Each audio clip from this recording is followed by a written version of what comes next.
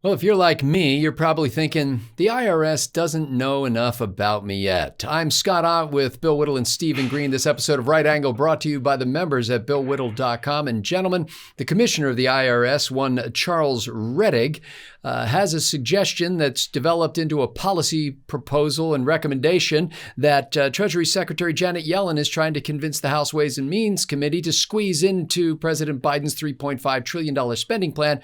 And that is that the banks, your bank, would have to report every year to the IRS on any customer account that had either more than $600 in it or had transacted at least $600 in business during the course of that year. The idea, Yellen says, is to catch tax cheats. And one of the ways you pay for a $3.5 trillion spending bill is to try to find money that you're supposed to be receiving that hasn't been received yet. Stephen Green, there's already $80 billion in this spending proposal to add thousands of staffers to the IRS that will allegedly pay off in $700 billion of increased revenue. But of course, it's not really new money. It's money that has been withheld by you, the American public. Steve, do you think that it's not enough that we add thousands of staffers to the IRS? Do you think it's right that we should give them a peekaboo rights to your bank account? Oh, screw these guys. I'm so fed up. Just completely fed up. Joe Biden, presidential Joe Biden, claims that his $3.5 trillion spending plan, which is actually a $5 or more trillion spending plan, as we discussed last week, won't cost anything because it's paid for by closing loopholes on millionaires and billionaires and large corporations, which is not going to happen. If you think Nancy Pelosi is going to close the very loopholes that she has used to help get herself so very, very rich while serving in Congress, no, that's not going to happen. Same story with Chuck Schumer. Same story with Bernie Sanders. They're all in on the game. Now, most of these so-called loopholes are just to encourage good behavior, the things that Congress wants you to do that they think will make you a better person or a better saver or a better parent or any of those things. Okay, fine, I understand. I don't agree with it. But by closing these loopholes, you're not going to raise this revenue because they're not going to do it. It's our rich Congress people and the rich people with their wealthy accountants who determine what these big loopholes are. And they love them. They thrive on them. They're not getting closed. And corporations, as I've said many, many times before, don't pay taxes. Corporations collect taxes. Not one dime of corporate tax was ever paid that wasn't first collected from you, the consumer, or you, the guy who didn't get the raise, or you, the investor who didn't get the return on his investment. So let's clear that out of the way. The other part is, for all of this talk about going after these big tax cheats in corporate America, scary sounding stuff. Who are they going after? They're going after the stay-at-home mom with an Etsy where she's making a little money on the side and maybe not reporting it to the IRS because it's not very much money. That is the person who's going to get cracked down on. Make no mistake about it. They're going after you. Bill Whittle, there's always been kind of an argument about this. It's kind of like the idea with traffic cams on traffic signals where if the police officer doesn't actually have to be there, but the state can just take a picture of you running the red light and then automatically send you the bill and that you have to, respond with a check or credit card to pay that thing. It kind of upends the whole idea of crime and punishment. In a sense, because it used to be there was sort of let me call it a catch me if you can ethic. In other words, the government had to catch you doing something wrong in order for them to prosecute you. And now we're basically saying, let's assume that everybody's doing something wrong and let's sweep up all this data. And I guess the one of the questions that occurs to me, Bill, is let's just say you thought it was a good idea for the IRS to be able to catch tax cheats this way. How secure do you think your banking data will be in the hands of the federal government? What could possibly go wrong? My first response to this is, okay, well, if I have to buy something expensive, like, I don't know, say I wanted to buy a $20,000 car, I will be paying the car dealer in installments of $599, and I make as many of those transfers as I absolutely need to. This is the first thing that needs to be said about this kind of law.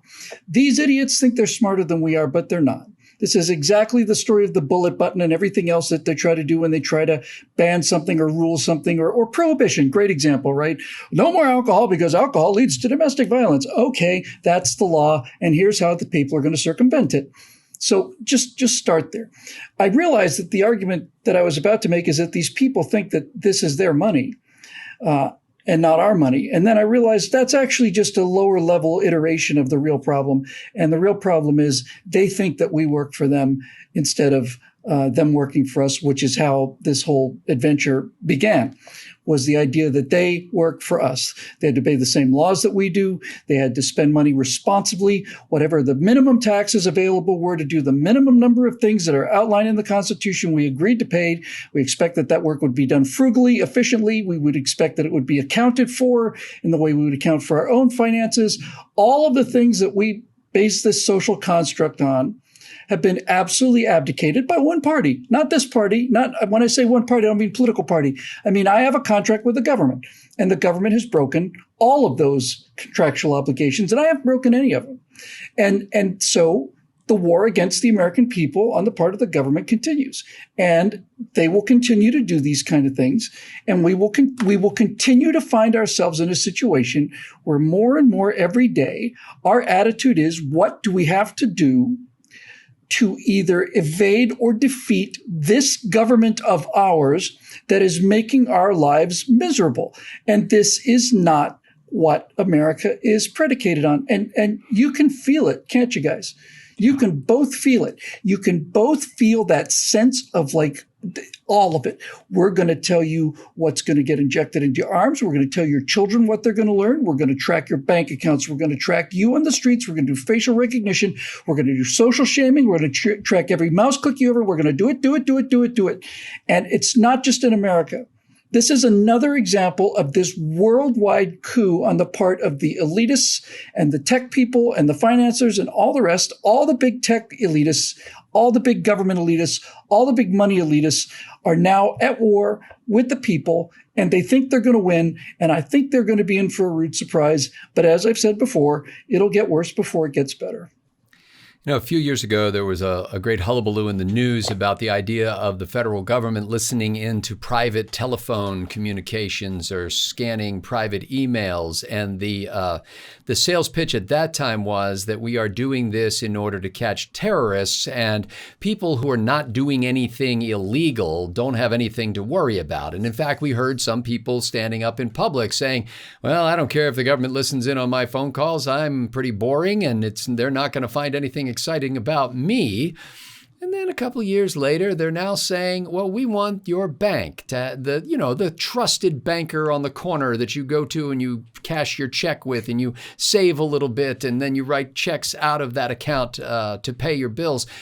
That banker is going to be required to report to the federal government via the IRS, the taxing authority of the federal government, to let the government know every bit of that money that comes and goes, just in case there was a portion thereof that escaped their long fingers of taxation. I imagine getting a letter in the mail that will say, dear Mr. Ott, we don't mean to trouble you here, but we just noticed that there was a $1,000 deposit that was made on July 13th of last year, and it doesn't have any clear provenance. We're not sure where it came from or where it went after that. Would you mind explaining to us what happened with that? I have a word for Commissioner Charles Rettig and for Treasury Secretary Janet Yellen, and the word is no. The word is no. This is not something that we're going to do. And even if you manage to get the House Ways and Means Committee to include this in this massive omnibus bill, and even if somehow this manages to work its way past the Republicans in the Senate and get signed into law, the word is still no. Because what you're signing at that point, Mr. President, will be the institutional banking elimination law of 2021. Bingo. Bingo. Because people, even good people, decent people, people who work hard for their money and don't do anything wrong and aren't trying to hide anything from anybody, are not going to want the federal government tracking every dollar they spend. Not only are we not confident that the federal government can retain that data without it being leaked and sold on the dark web, but we're not confident that that will be used only for legally mandated processes. And so the word is no. How hard will this be? Not hard at all. What's the interest rate right now on your checking or savings account at your local financial institution? My guess would be less than 1%. And in any case, it's a trifling amount. Would it be a great difficulty for me to say, no, I'm not going to use a bank anymore to conduct my transactions? It would be inconvenient at first. But you know what? It was inconvenient at first to stop using checks and to pay everything online. It was kind of a hassle to set that all up and get it all configured and change my habits. But I did it. And I'll do this too. And so you're just kidding yourselves if you think that somehow you're going to rake in tax cheats by making banks report on account deposits above $600. See, tax cheats, the real ones, the ones that are getting away with major crimes, you think that they're transferring their money around in a way that their bank is going to be able to report to you? I don't think so. So just put on your little thinking caps, dear Mr. Commissioner and Treasury Secretary and Mr. President. And I want you, I'm not even asking you to think outside of your normal experience. I want you to think like a good politician and think, would they catch me if I were doing something wrong? No. For Bill Whittle and Stephen Green, I'm Scott Ott. Thanks for watching Right Angle.